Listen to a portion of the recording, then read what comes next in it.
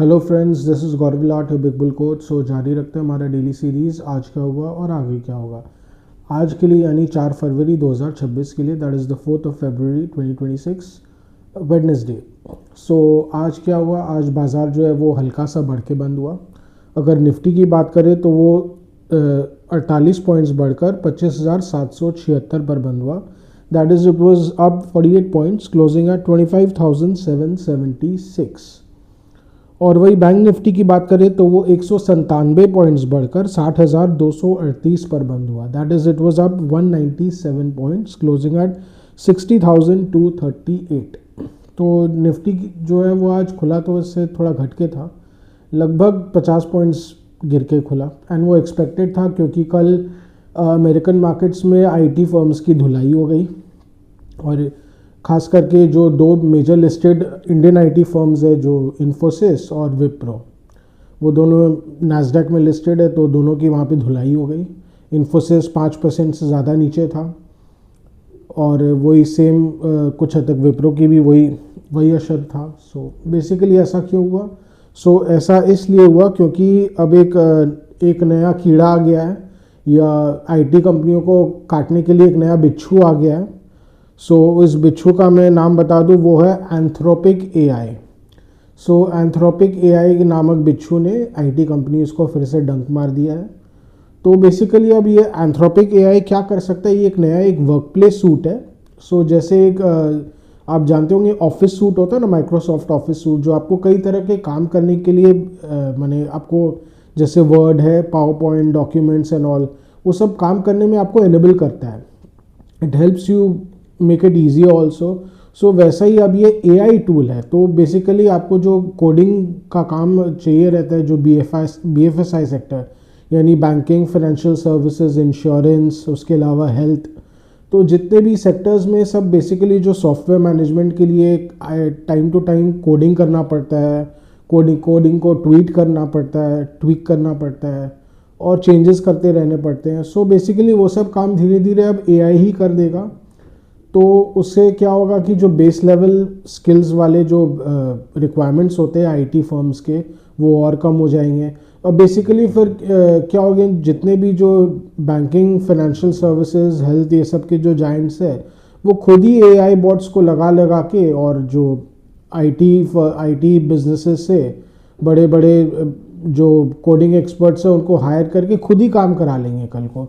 तो फिर वो आईटी फर्म्स को भी क्यों अपना काम आउटसोर्स करें। तो प्रॉब्लम दोनों तरफ से, अगर आईटी फर्म्स को भी थोड़ा सा काम हल्का हो जाएगा तो काम इनके लिए भी हल्का हो जाएगा। बेसिकली अभी क्या होगा कि आईटी आउटसोर्सिंग का बिजनेस जो है वो वाकई खतरे में है।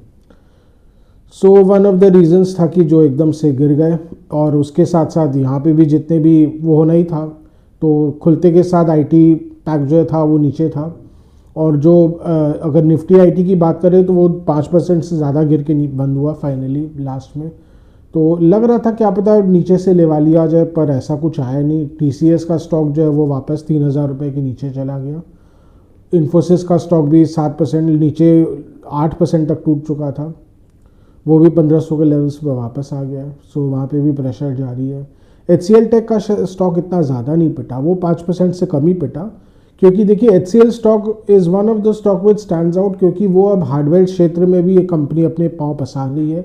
हालांकि कोई बहुत बड़ा इन्वेस्टमेंट नहीं कर रही है, मैक्स टू मैक्स 5 से 10 हज़ार करोड़ का ही इनिशियल इन्वेस्टमेंट इन्होंने प्लान किया है, और वो PLI स्कीम का भी शायद फ़ायदा उठा रहे हैं।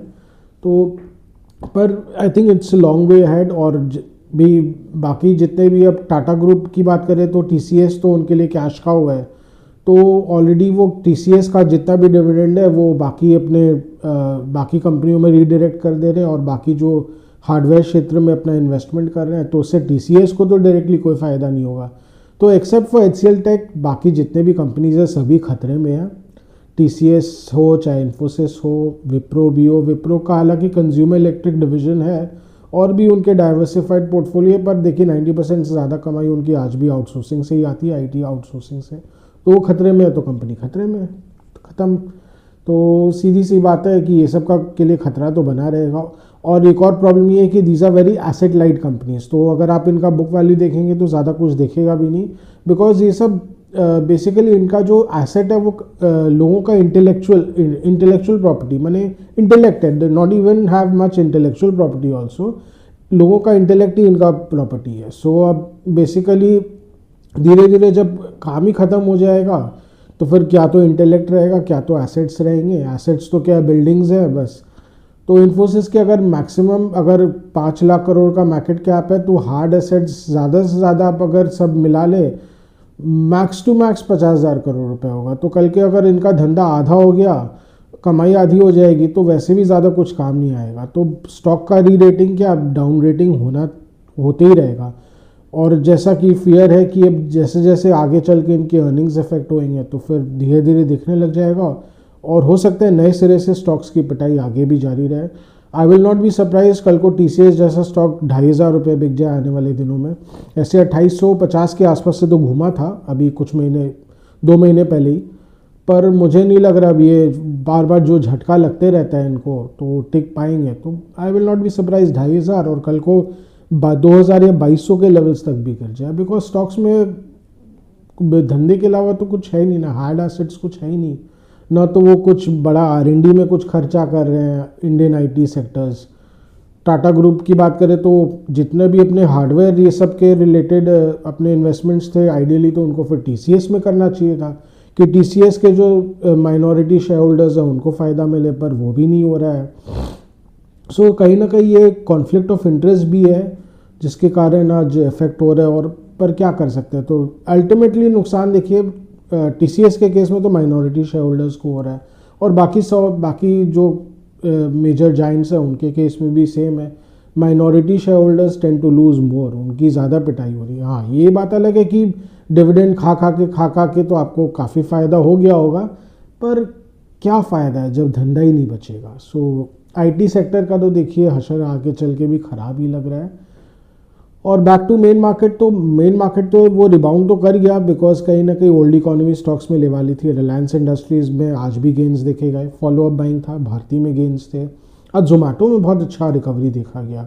और अगर आप देखें तो ट्रेंट लिमिटेड है उसमें आज अच्छी एकदम कमबैक देखा गया ट्रेंट के स्टॉक में। तो कहीं ना कहीं अब मुझे लग रहा है कंज्यूमर स्टॉक्स में फिर से बाइंग इंटरेस्ट आ रहा है और हो सकता है इनका जो एक लो बनना था, खास करके अब जैसे ट्रेंड की बात करें तो ये स्टॉक जो है 83 रुपये के हाई से नीचे अभी 3600 रुपये का लो इसने टच किया। तो क्या पता एक बॉटम बन गया हो, इनका जितना करेक्शन होना था वो एक बार हो गया हो, बिकॉज वैल्यूएशन के पॉइंट ऑफ व्यू से थोड़े अट्रैक्टिव हो गए, although they are still not very attractive. क्योंकि जो एक प्रूडेंट इन्वेस्टर होता है वो तो बोलेगा नहीं यार हमने 80 का पी देख लिया, करेक्शन आते हैं तो हम 20 के पी में इन्वेस्ट करेंगे, जब इतना सस्ता होगा तभी इन्वेस्ट करेंगे। पर प्रॉब्लम ये राजा, मार्केट आपके मन मुताबिक तो चलता नहीं है ना, तो मार्केट को जैसा बिहेव करना रहेगा बिहेव करेगा। अब ट्रम्प बाबू पे किसी का जोर नहीं है, ट्रम्प बाबू ने एकदम अचानक से अनाउंस कर ही दिया सोमवार को कि बस all is well that ends well. तो बट ठीक है, फिर मार्केट को उसके हिसाब से अब चलना होगा, रिएक्ट करना पड़ेगा। सो वही चीज़ है। और अगर आप देखें तो अब इलेक्ट्रॉनिक स्टॉक्स की बात करें तो डिक्सन टेक्नोलॉजीज़ 12,000 रुपये के लेवल्स पे आ चुका है। स्टॉक जो है 10,000 रुपये बस थोड़ा ही था, तो फंटास्टिक रिकवरी आई है। सो कहीं ना कहीं अब जो डेस्परेट बायर्स है वो भी देख रहे हैं कि भाई कितना करेक्शन के लिए वेट करेंगे, वहाँ पे भी एक फैक्टर है। हाँ, अब अगर फिर से कुछ बैड न्यूज़ फ्लो आ गया तो देखिए बोल नहीं सकते हैं, पर फिलहाल के लिए इंडिया पॉइंट ऑफ व्यू से बैड न्यूज़ फ्लो तो कम दिख रहा है।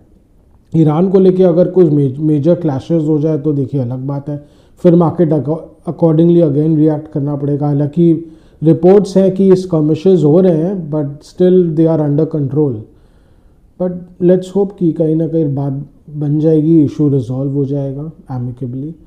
अगर वो रिजॉल्व हो जाते तो फिर तो मार्केट के लिए बहुत ही अच्छा हो जाएगा। ओवरऑल देखा जाए तो ग्लोबल मार्केट्स के लिए भी, इंडियन मार्केट के लिए भी things will be really really good, बहुत पॉजिटिव हो जाएगा, बहुत बुलिश हो जाएगा। तो देखिए ट्रम्प बाबू भी कहीं ना कहीं थोड़ा सा झुक गए, क्योंकि आने वाले अक्टूबर में अमेरिका में मिड टर्म इलेक्शंस है, बहुत सारे स्टेट्स में उनका जो हाउस ऑफ रिप्रेजेंटेटिव्स है यानी लोकसभा वहाँ का, और जो सेनेट भी है यानी वहाँ का जो राज्यसभा है उसके लिए भी इलेक्शंस रहेंगे।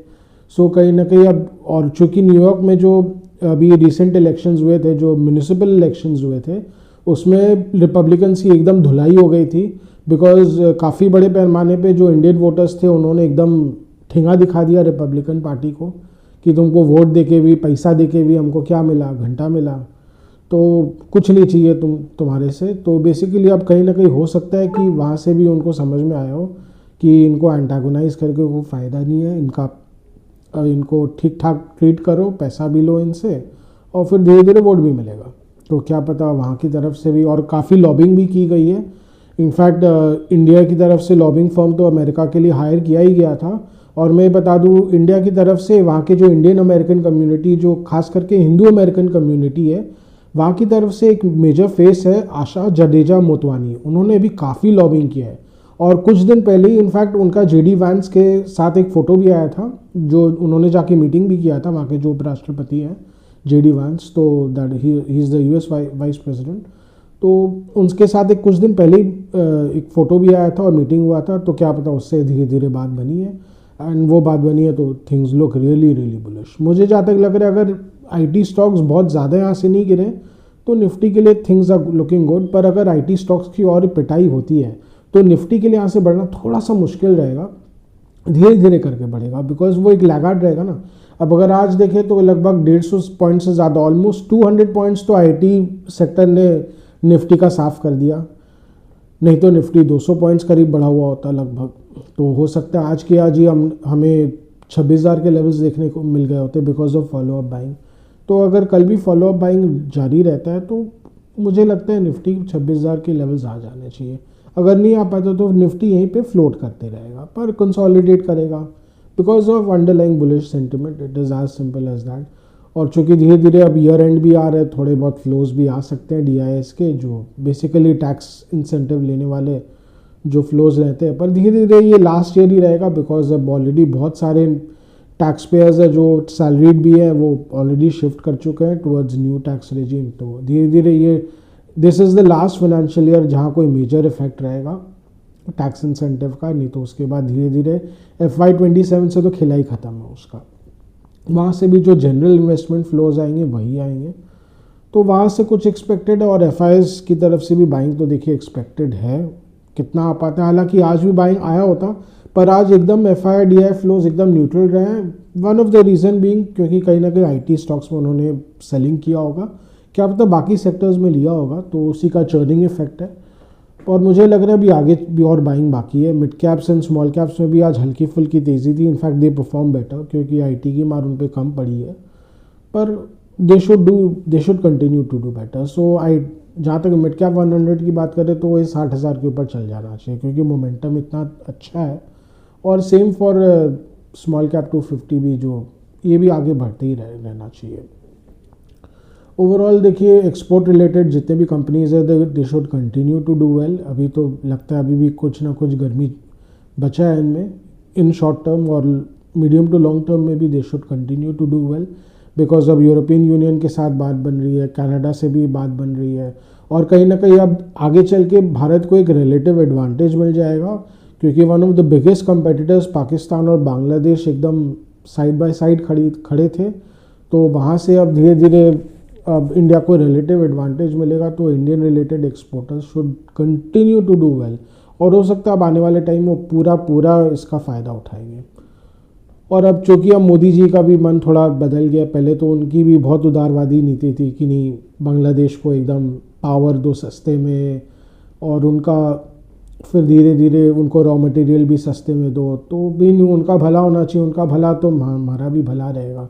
पर चूँकि अब वहाँ की जो मेंटालिटी अब जानते ही है कैसी हो चुकी है कि वो इंडिया से सब कुछ लेना चाहते हैं पर इंडिया को तो कुछ नहीं देना चाहते हैं, तो बदले में तो इंडिया को तो अपना वो दुश्मन ही मानते हैं चाहे कुछ भी हो। सो भारत को भी अकॉर्डिंगली चलना होगा, सो वैसे ही चला जा रहा है। सो आगे चल के देखिए Pakistan and Bangladesh full competitors रहेंगे और वहाँ से अगर रिलेटिव एडवांटेज होते ही भारत को बहुत फ़ायदा है। स्पोर्ट्स गुड्स में भी बहुत फ़ायदा होने वाला है, तो वहाँ से भी एक्सपोर्टर्स के लिए बहुत बड़ा एक अपॉर्चुनिटी रहेगा। So things really look well for export oriented stocks.